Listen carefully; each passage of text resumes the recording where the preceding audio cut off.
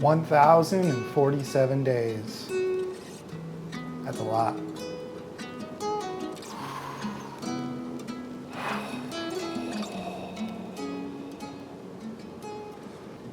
My name is Billy.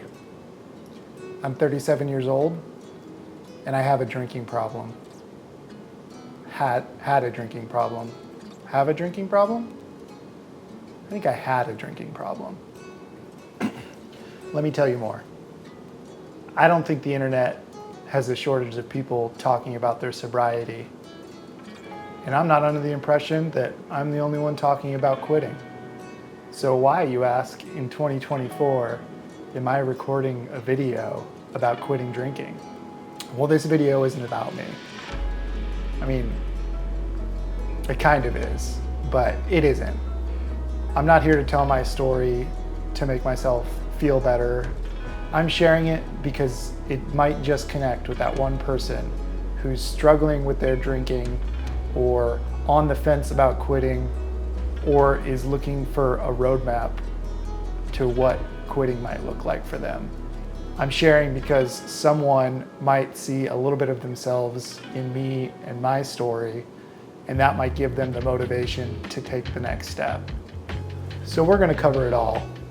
My history of drinking, why I quit, how I quit, my experience in transitioning, how I feel now, and if I would ever go back. I have two disclaimers before I start. One, I don't have any negative feelings towards anybody who chooses to drink casually. There's nothing wrong with that, and sometimes I wish that I was capable of the same thing. Obviously, most of my friends and family still drink, and that casts no shade on my love for them. And second, I want to acknowledge the fact that no person's experience with drinking or quitting drinking is ever going to be the same. And I make no assumptions about who you are, what you're experiencing, and what challenges you're facing.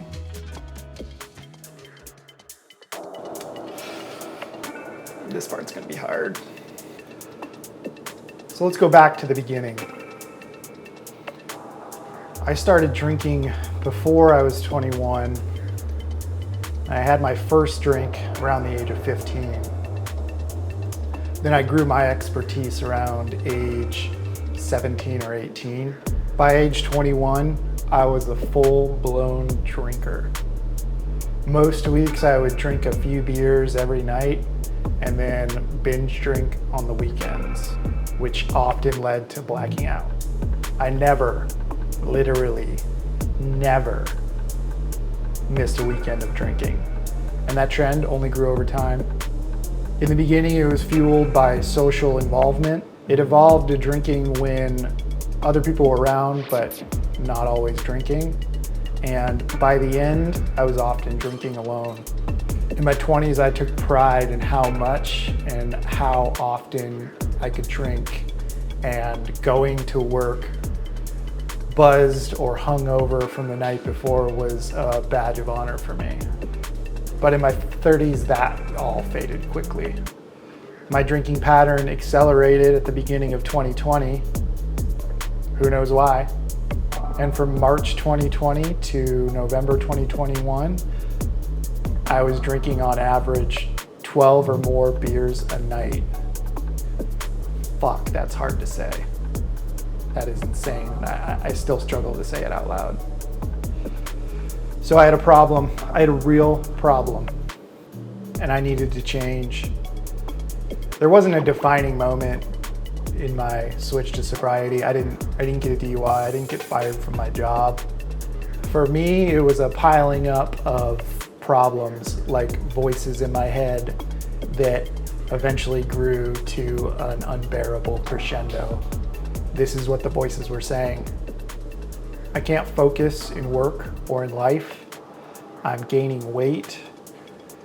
My blood pressure is higher. I'm too hungover to ride. I spend too much money on alcohol.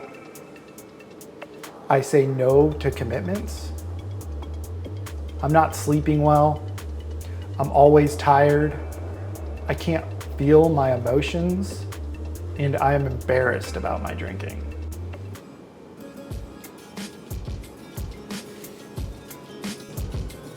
So I attack the problem in the only way I know how.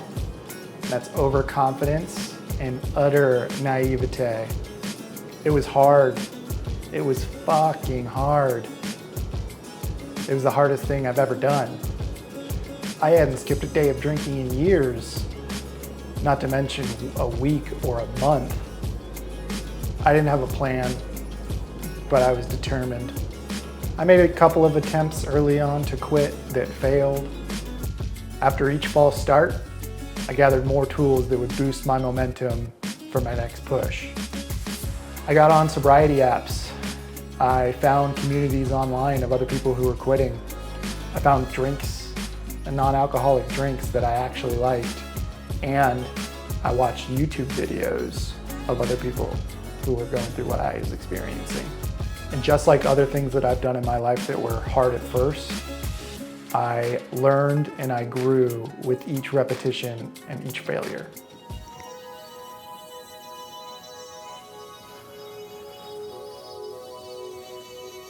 And then I spoke it into the world.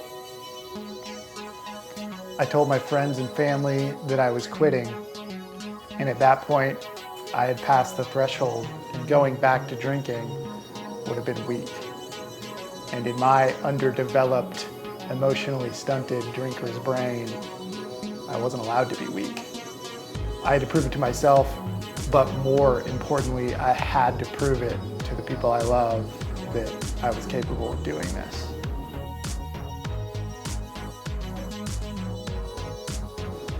But sometimes I felt like I couldn't.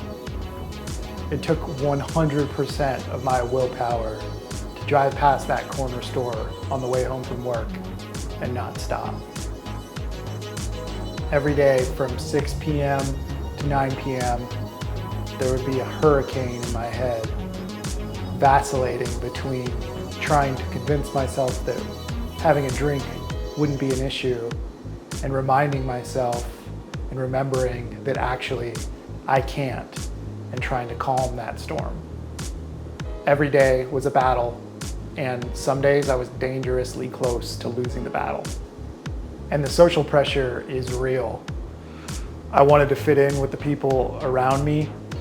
I was wondering if I even knew how to have a good time without alcohol. And I was worried that my friends weren't gonna wanna hang out with sober me.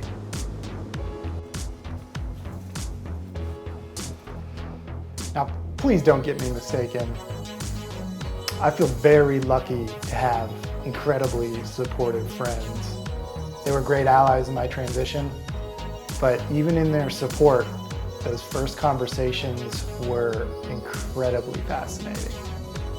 I remember my friends would ask me, "How long are you quitting for?" And then brace for an answer that might cause a little too much introspection. And my response was just as fascinating because I would say, "I'm not sure," but I was sure. I was sure of what I wanted and I was sure of what I intended, but I wasn't sure if I was going to be able to do it. And so my response just felt like safety to me.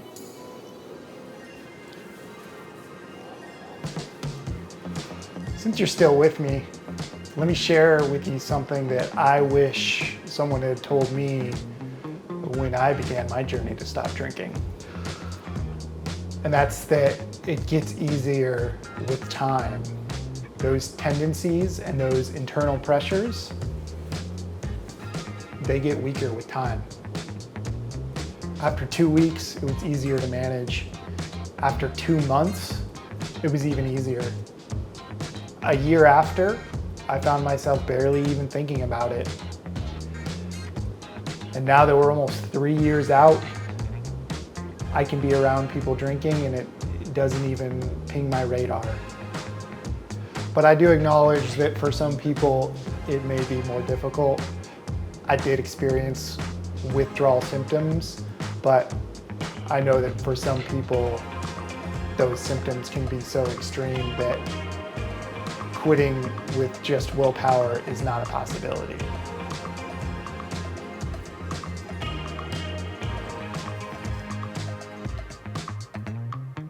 Now, before I get too preachy on the positive changes, there were some negative impacts of quitting. I no longer had the confidence boost of a few drinks, and I had to learn the old-fashioned way how to be outgoing and interesting. First dates were a little less Mario 64 and a little more Dark Souls. I gradually found myself going to fewer and fewer social gatherings. It wasn't that I didn't feel invited or welcome, or that I would be a drain on the energy, but it was more that I felt like it would be a drain on my energy. I felt like I had to try and fit into the group in different ways, and sometimes it felt like I was holding a mirror to everybody else. Even though nobody said or did anything to tell me that that was true, it just sometimes felt that way. There's a funny thing that happened to me late on in my transition to sobriety. I don't know if there's a term for it or not, but I'm gonna call it post-drinking clarity. I felt like the world of drinking came into perfect focus for me. I could see how it affected people when they drank it. I saw how it affected lives when people abused it. And I could ultimately see the pervasive intermingling of alcohol in society. Like, seriously, how many things do we do that don't involve drinking before, during, or after? It's just an ingredient that we've chosen to include in every part of our lives. But that's the end of my rant. The benefits to my mental health were profound. I found more confidence in myself. I built fewer but deeper friendships. I could sleep.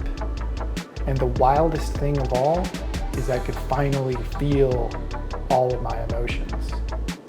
And I can't speak for anybody else's experience, but I hadn't felt full-blown, unfiltered, unadulterated emotions since my early 20s. There's just no other way to describe it. I didn't know at the time that what I was doing was so perfectly masking or overriding or distracting me from my emotions, but it was. And now that I had removed that barrier, I quickly realized that I had not equipped myself as an adult to process those emotions. And this was going to be a bumpy ride. And the effects on my body were also shocking. It was a snowball effect. I could sleep better, so I wasn't tired, so I exercised more, so I rode my bike more, so I lost weight, so my blood pressure went down, so I could sleep better, and so on and so forth. But I don't want to oversell it. It doesn't solve everything, and taking care of your body even after drinking is just really hard. But it is like moving a gigantic boulder out of the way. And I don't go out as often as I used to, partially because I don't drink, but also partially as things change as you age. But the beautiful thing since quitting is that I remember every show, every event, and every gathering. I remember who I was with, what I loved, what I hated, and what moved me. I remember the conversations that I had and the moments that I shared with people I love. And I didn't get to keep all the memories from my 20s and early 30s, but I am keeping them from now on, and I'll keep those for the rest of my life. Thank you very much. So will I ever go back to drinking? Well, it's complicated. In my 37 years of life, I've seen many alwayses and neverses turn out to not be so true. And like a Jedi, I don't deal in absolutes. There are moments when an IPA just sounds delicious, and I mentioned earlier that I do wish that I could be a casual drinker. But the benefits of not drinking for me are just too valuable to risk for the fleeting moments of drinking. And I don't know if I'm capable of being an only a couple and only on the weekends flavor of drinker. I don't think that I am. So like Gandalf being offered the One Ring, for now, I'm resolute.